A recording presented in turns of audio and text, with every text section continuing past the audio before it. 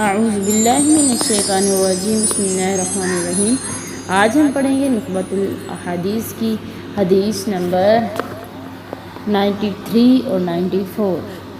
Lecture number ہے 35۔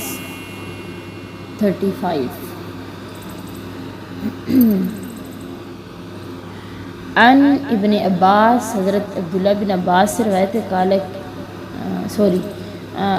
حدیث کا نام ہے کہ حضرت عبداللہ بن عباس کو رسول صلی اللہ علیہ وسلم کی قیمتی نصیحتیں، کہ نبی صلی اللہ علیہ وسلم نے حضرت عبداللہ بن عباس کو قیمتی نصیحتیں کی تھی۔ عن ابن عباس، حضرت عبداللہ بن عباس رضی اللہ تعالی عنہما روایت کرتے ہیں، قال کہتے ہیں، کنت خلف النبی صلی اللہ علیہ وسلم، میں نبی صلی اللہ علیہ وسلم کے پیچھے تھا، یومن ایک دن، قال کا یا غلام، اے غلام، احفظ اللہ یحفظک، کہ اللہ تعالیٰ کی حقوق کی حفاظت کرو، وہ تیری حفاظت کرے گا۔ احفظ اللہ تجدہ تجاہک،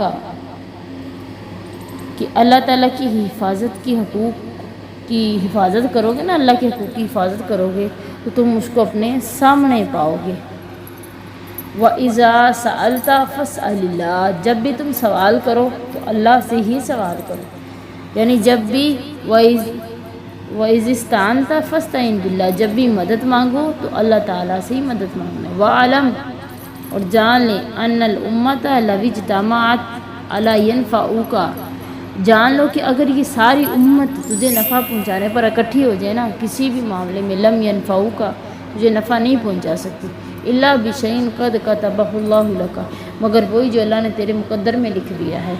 وَإِنِ اجْتَمَعُوا عَلَىٰ أَن يَضُرُّوكَ، اگر یہ سب لوگ اکٹھے ہو جائے تجھے نقصان پہنچانے میں کسی بھی معاملے میں، لم يضرُّوكَ، نہیں تجھے نقصان پہنچا سکتے، الا بشیء، مگر وہ جو کہ قد کتبہ اللہ علیک، جو اللہ نے تیرے مقدر میں لکھ دیا ہے۔ رفعت الاقلام، کلمیں اٹھا لی گئی ہیں، وجفت الصحف، اور صحیفے خشک ہو چکے ہیں۔ حضرت عبداللہ بن عباس کہتے کہ ایک دن میں نبی صلی اللہ علیہ وسلم کے پیچھے سوار تھا، آپ نے فرمایا، اے بچے، اے لڑکے، اللہ کے حقوق کی حفاظت کرو، وہ تیری حفاظت کرے گا۔ جب تم اللہ کی حقوق کی حفاظت کرو گے نا تو تجھے فائدہ کیا ملے گا، ایسے ہوگا جیسے تم اللہ تعالیٰ کو اپنے سامنے پا رہے ہو۔ اور دوسرے نمبر پر جب بھی کوئی سوال کرنا ہو تو اللہ سے ہی مدد مانگنا، یعنی جب بھی سوال کرنا ہو تو اللہ سے کرنا، جب بھی مدد مانگنی ہو تو اللہ سے مانگنا۔ یقین کر لو کہ اگر ساری دنیا تجھے نفع پہنچانے کے لیے کھڑی ہو جائے نا تجھے نفع نہیں پہنچا سکتی، اتنا ہی تجھے نفع ملے گا جتنا اللہ نے تیرے مقدر میں لکھا ہے۔ اور اگر ساری امت تجھے نقصان پہنچانے کے لیے جمع ہو جائے نا تو تجھے نقصان نہیں پہنچا سکتی، اتنا ہی تجھے نقصان پہنچے گا جو تیرے مقدر میں لکھا ہوا ہے، کیونکہ کلمیں اٹھا لی گئی ہیں، صحیفے خشک ہو چکے ہیں۔ اس حدیث مبارکہ میں رسول اللہ صلی اللہ علیہ وسلم اپنے پیارے صحابی حضرت عبداللہ بن عباس رضی اللہ تعالیٰ عنہ کی ان کو بڑی شفقت محبت کے ساتھ چند اہم اور قیمتی وصیتیں فرما رہے ہیں، جو کہ پوری امت کے لیے ایک قیمتی دستاویز کی حیثیت رکھتی ہیں۔ وہ باتیں درج ذیل ہیں، یعنی تم اللہ کے حقوق کا خیال رکھو، یعنی اس کے احکامات کی تعمیل کرو، اس کے نواہی سے بچتے رہو، پھر اللہ تعالیٰ تمہاری ہر لحاظ سے حفاظت فرمائے گا، ہر مشکل میں تمہارے سامنے ہوگا۔ دوسرے نمبر پر ہے کہ جب بھی سوال کرو تو صرف اللہ سے کرو، جب بھی مدد مانگو اللہ سے مانگو، تو نفع نقصان کا مالک صرف اللہ کی ذات کو سمجھو۔ یہ یقین کر لو کہ اگر ساری دنیا بھی مل کر تجھے نفع اور نقصان پہنچانا چاہے تو نہیں پہنچا سکتی، تجھے اتنا ہی نفع یا نقصان پہنچے گا جو تیرے مقدر میں اللہ تعالیٰ نے لکھ دی، کیونکہ قلم اٹھا لیے گئے ہیں، صحیفے اب خشک ہو چکے ہیں۔ تو حضرت عبداللہ بن عباس کو یہ سبق دیا اللہ کے نبی نے کہ اپنی ساری زندگی اللہ کے حکم کے مطابق گزارو، دل کا سہارا صرف اللہ ہی ہو، مشکل میں کسی اور کے بجائے اللہ تعالیٰ کو پکارو، کامیابی اور مدد صرف اللہ کے ہاتھ میں ہے۔ یہ حدیث ایک نوجوان کی تربیت کا مکمل نصاب ہے۔ کہ ہر کام سے پہلے اللہ تعالیٰ کو یاد کریں، دعا صرف اللہ سے کریں، مشکل میں گھبرانے کے بجائے صبر کریں، اللہ پر مکمل بھروسہ رکھنا چاہیے۔ اگلی حدیث ہے کہ مدارکار ظاہری لباس اور شکل پر نہیں بلکہ مخلصانہ عمل پر ہے۔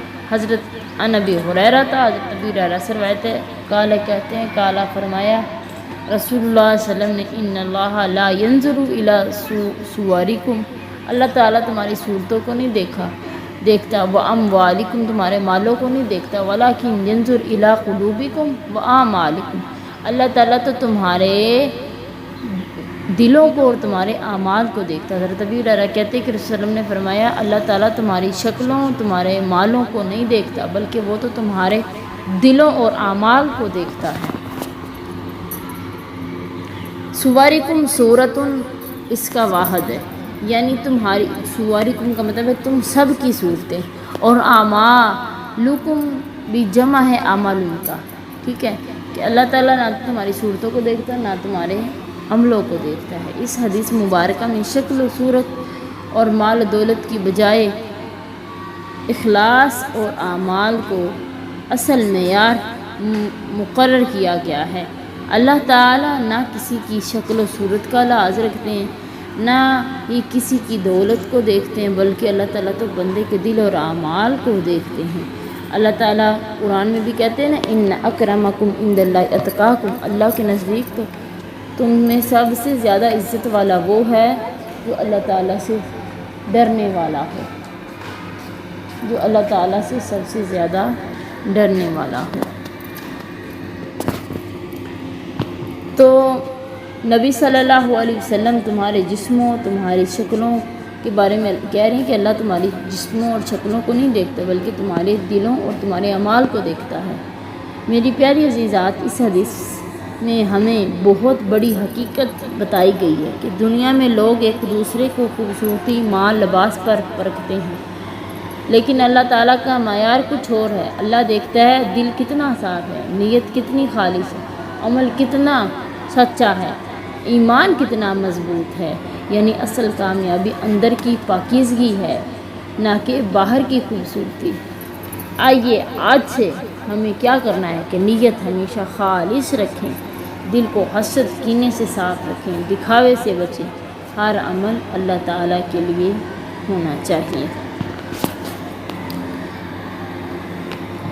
تو اللہ تعالیٰ قرآن میں بھی کہتے ہیں لن ینال اللہ لحومها ولا دماؤها ولکن ینالہ التقوی منکم، اللہ تعالیٰ کو تمہارے جانوروں کی نہ خون کی ضرورت ہے نہ گوشت کی ضرورت، اللہ تعالیٰ کو تو ضرورت ہے کس کی؟